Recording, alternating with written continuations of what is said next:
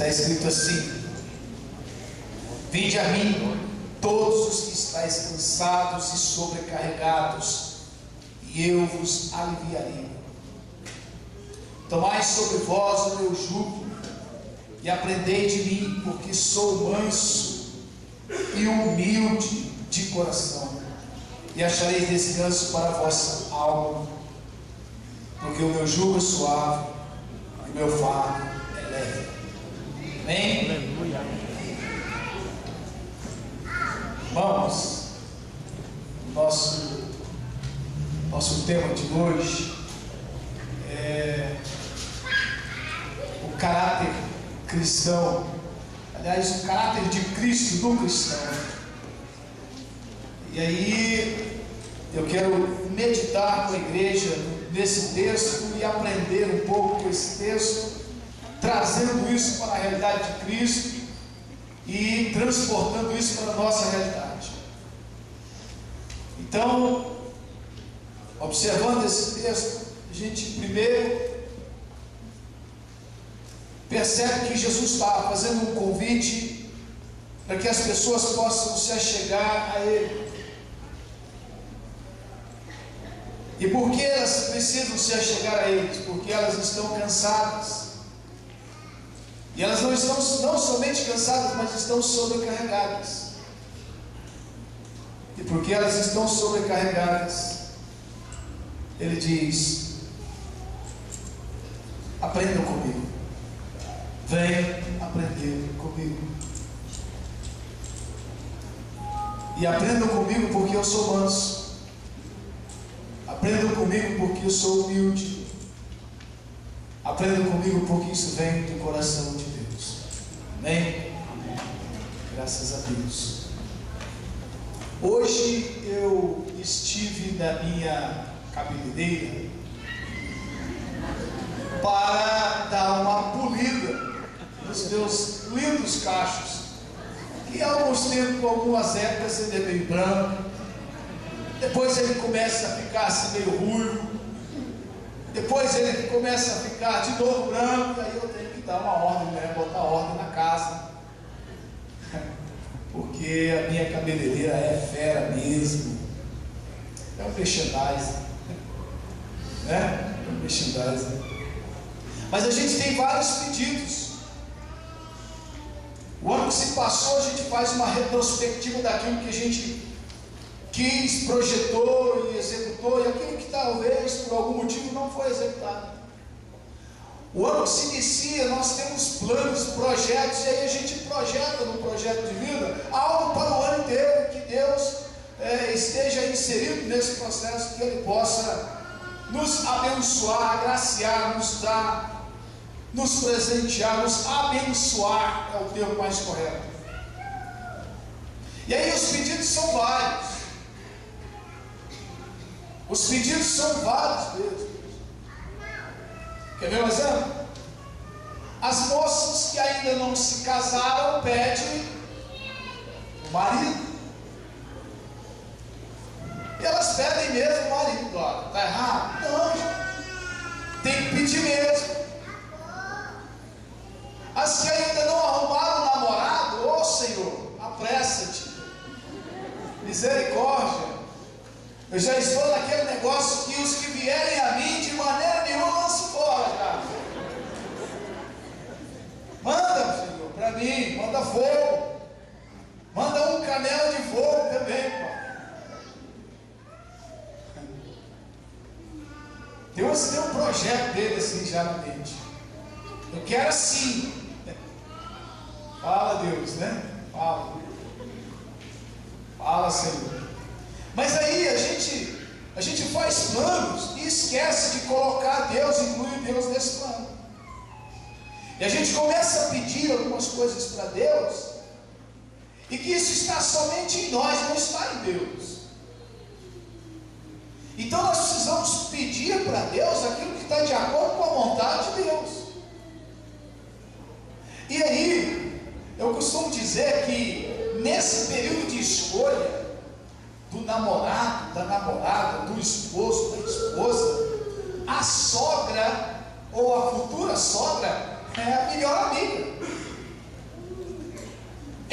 sem dúvida nenhuma, melhor amigo.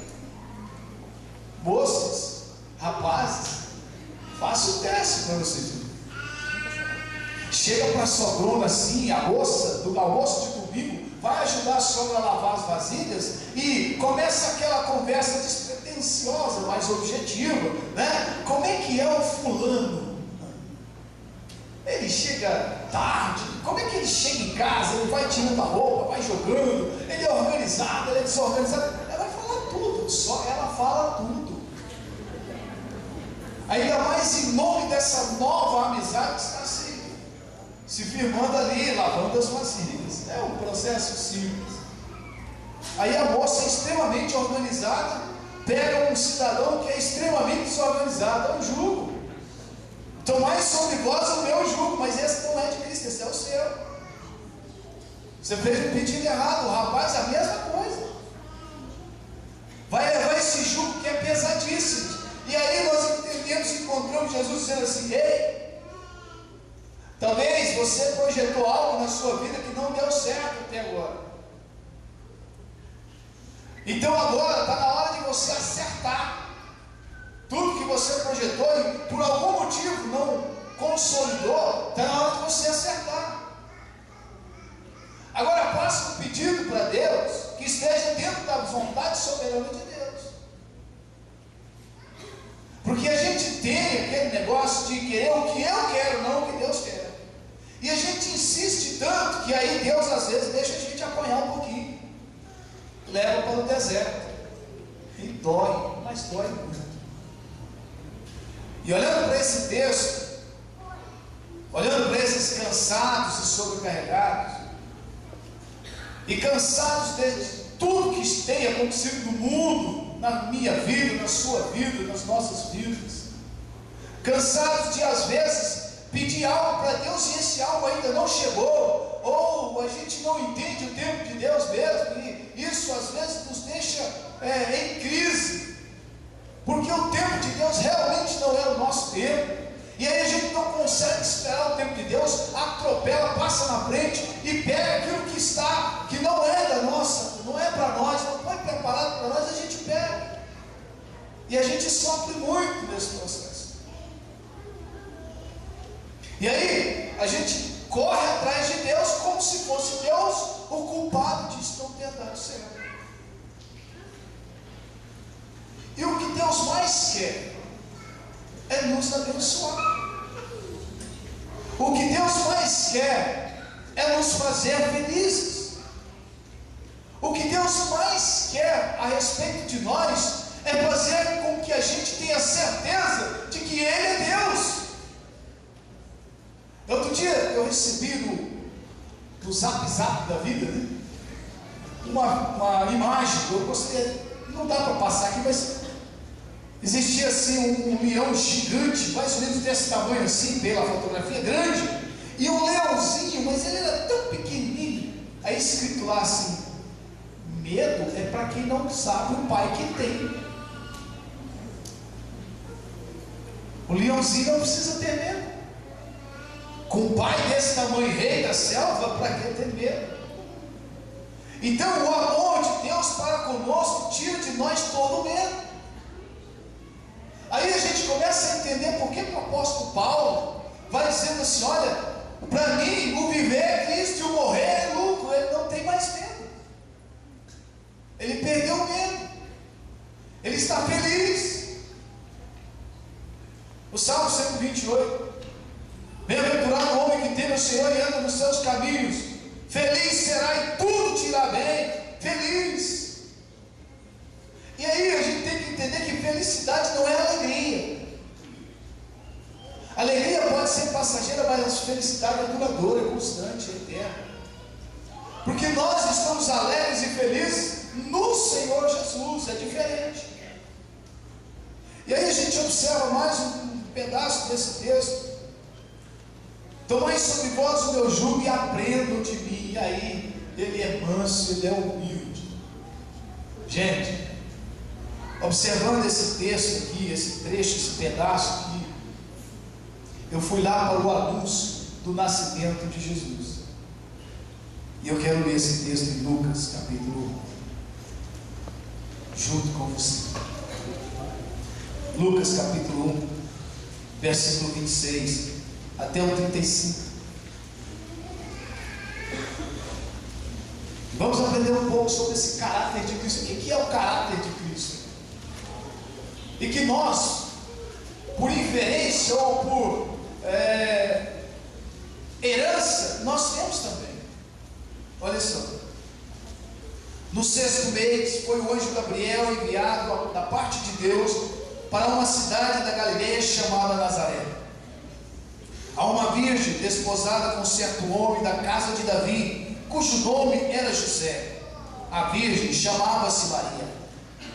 E entrando o anjo aonde ela estava, disse: alegra-te, muito favorecida, o Senhor é contigo.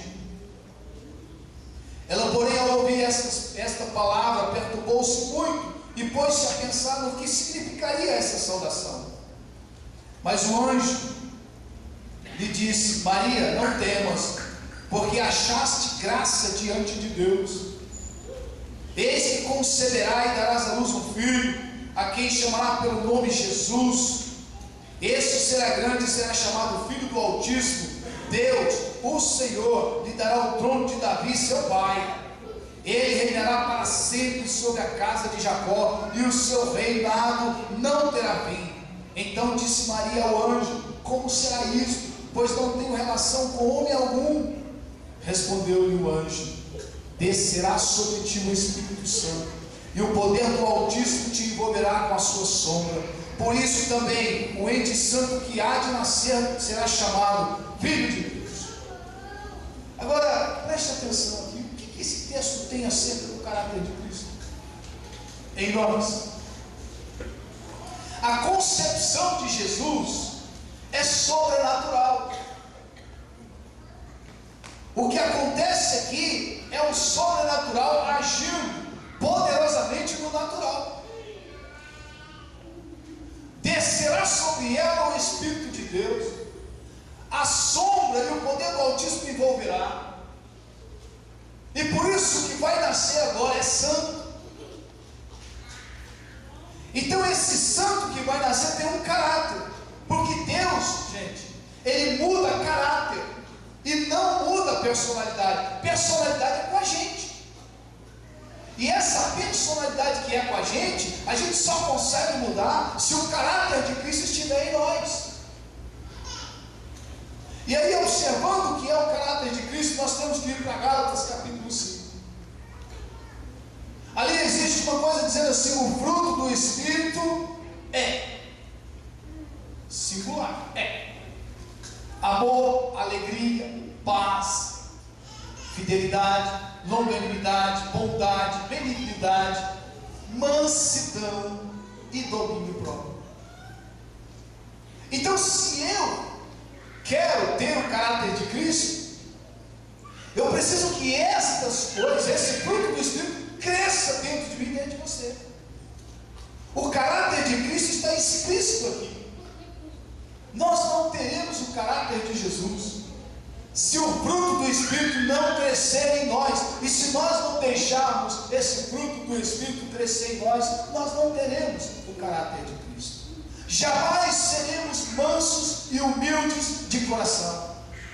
Porque Jesus vai dizer uma coisa interessante para nós: olha, a boca fala do que o coração está cheio, porque do coração procedem os maus desígnios, e ele vai crescendo que são maus desígnios.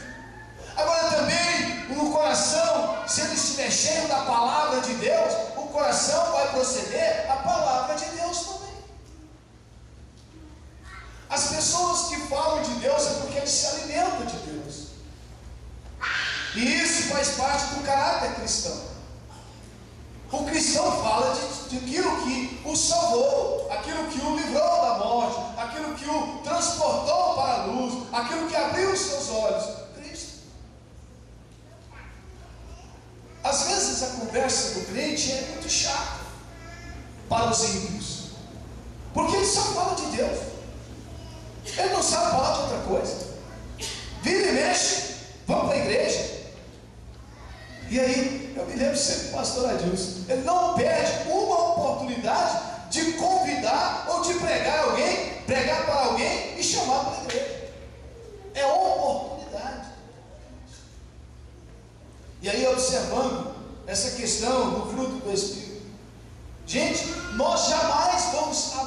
alguém de uma forma genuína se o amor de Deus que está em nós não for operado através do Espírito Santo.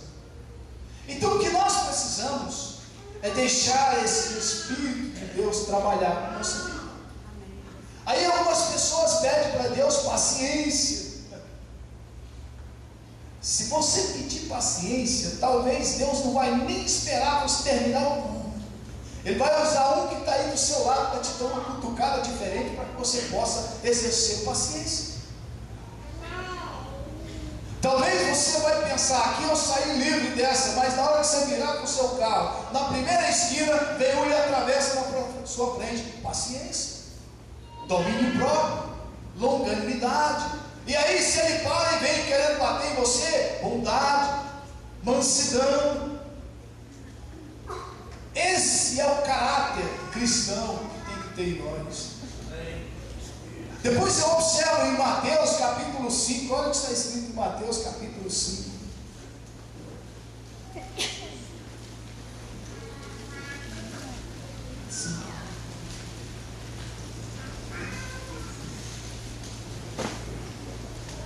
Olha no versículo 38, vai dizer o seguinte, aliás, ouviste o que foi dito, 43, ouviste o que foi dito, amarás o teu próximo e odiarás o teu irmão. Não, eu quero antes, 38. Ouviste o que foi dito, olho por olho, dente por dente. 38. Eu porém vos digo, não resistais ao perverso, mas a qualquer que te ferir a face direita, volta-lhe também a esquerda. Depois ele vem terceiro comentário, aquele que te fizer caminhar uma milha, caminhe com ele duas. Aí as pessoas entendem isso literalmente.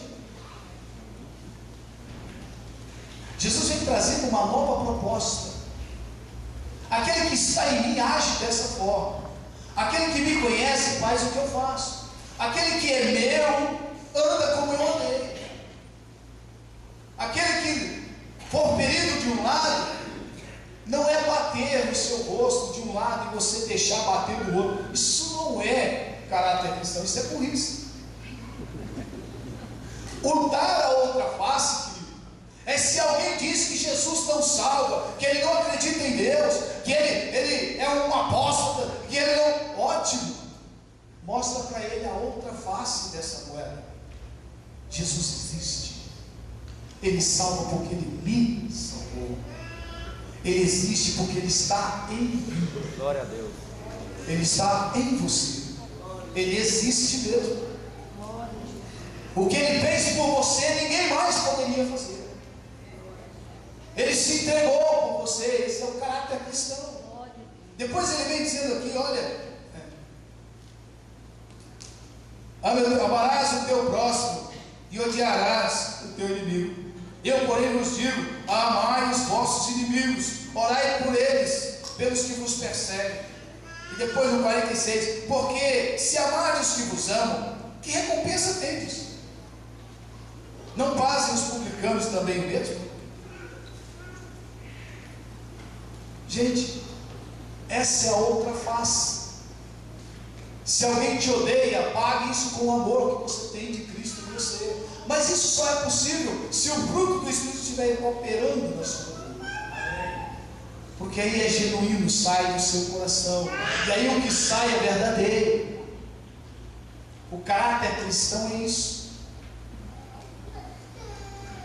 Agora a sua personalidade, ela é isso que você tem mesmo. Se o camarada é nervoso, ele é nervoso. Aí os psicólogos, cadê a Débora? Vou me ajudar aqui. Pastor Leonardo, pronto, o cara é PhD, né? Sanguíneo, fleumático e me ajuda, gente. Melancólico, esse aí é terrível, esse aí tudo está ruim para ele. Ah, Deus não gosta de mim. Ah, Deus não me ama, misericórdia. Ele já se entregou por você, como que ele não te ama, filho? Se o cidadão é sanguíneo, você pisa no carro dele, ele fica nervoso mesmo. Sentou na cadeira que ele gosta de sentar, pronto, ele quer ir embora do culto. Misericórdia, essa cadeira aí, não. sua, mas você pode sentar em outra. Gente, lembra-te de que você não é mais você, você é um membro do corpo de Cristo. Então aqui não tem cadeira cativa, tem uma cadeira para você, que é o corpo de Cristo. Amém? Você entende isso? Eu vejo isso muito fácil. O caráter cristão, acerca do amor, aí, ame os teus inimigos, ore por ele. Gente, a gente não consegue amar, não. O ímpio não consegue amar. O amor que o ímpio tem é o amor eros, ou o amor filho. O amor ágape ele não consegue entender. O amor de graça. Isso aqui é graça.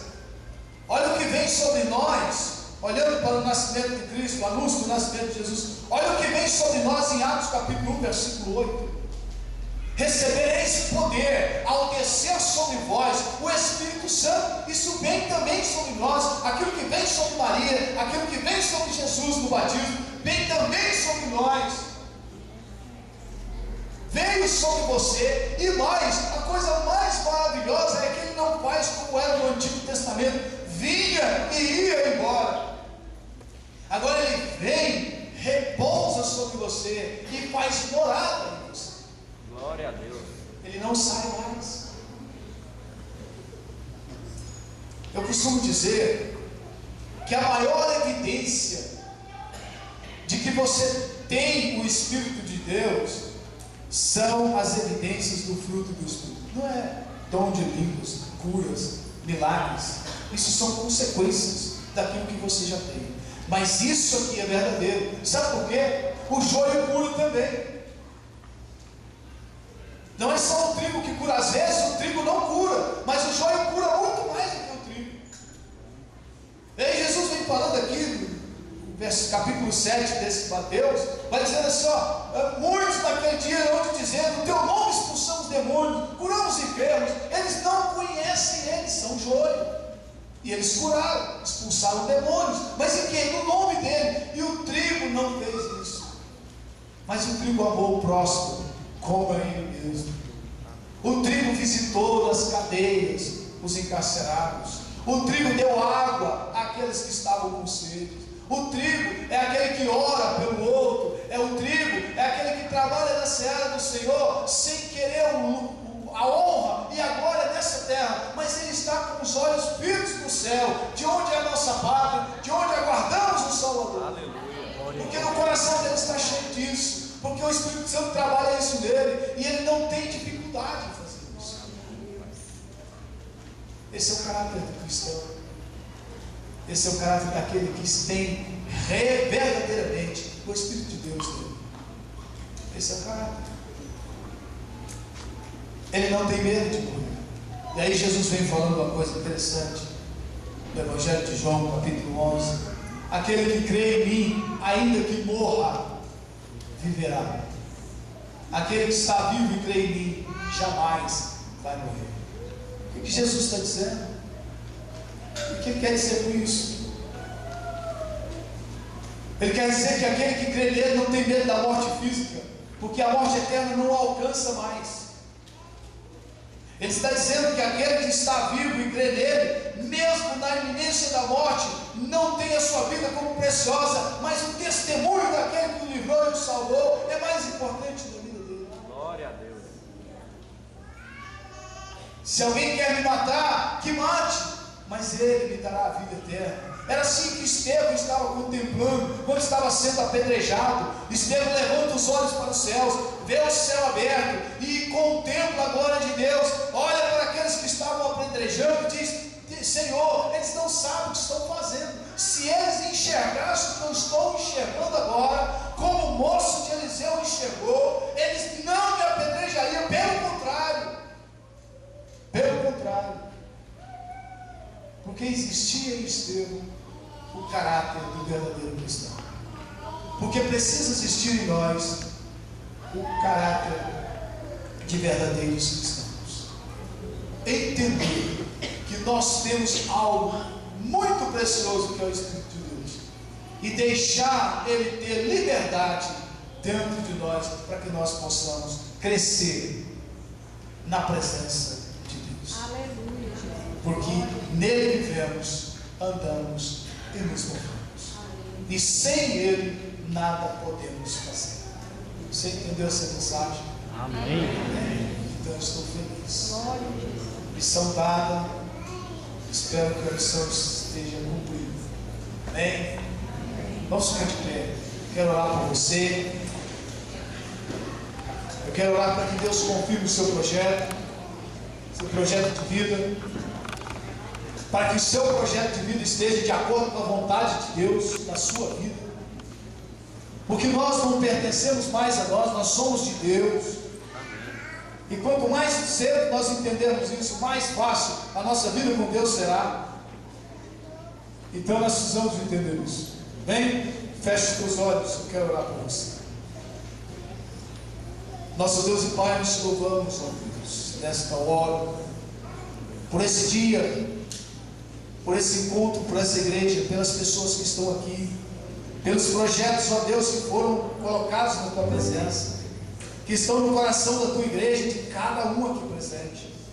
Pai Santo, derrama o Teu Espírito Santo sobre cada um aqui, que eles possam ter um encontro genuíno com a Sua glória, e saber que o Senhor é um Deus abençoador, poderoso, maravilhoso, Deus bondoso, Deus amoroso, Deus eterno, um Deus que livra, um Deus que salva, um Deus que não se lembra mais dos nossos pecados e das nossas iniquidades, um Deus que é presente, um Deus que não foi e que não será, um Deus que é, e Ele faz a diferença no nosso meio.